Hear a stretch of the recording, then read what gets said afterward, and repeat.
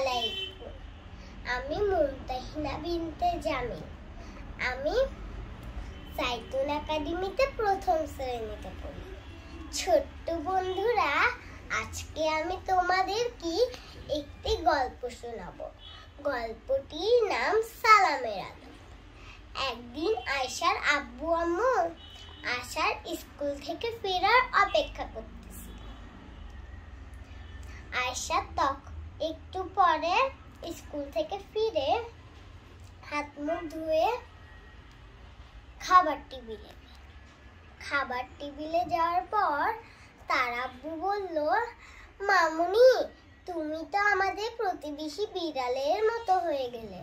আয়শা অবাক তার বাবার দিকে তাকিয়ে বলল, আমি কিভাবে বিড়ালের মতো হয়ে গেলাম?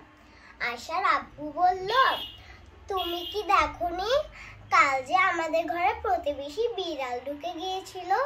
তুমিও তার মতো ঢুকে গিয়েছিলে। আয়শা লজ্জা পেয়ে দরজার সামনে গিয়ে আবার সালাম দিল। আসসালামু আলাইকুম ওয়া রাহমাতুল্লাহ। সবাই জোরে সালাম দিল। ওয়ালাইকুম আসসালাম ওয়া রাহমাতুল্লাহ। সবাই খুশি মনে খাবার খেতে লাগলো। বুঝলে তো বন্ধুরা, সালাম দেওয়া মানে আপনার উপর শান্তি বর্ষিত হোক। আল্লাহ বলেছেন, ফাকুন সালামু আলাইকুম।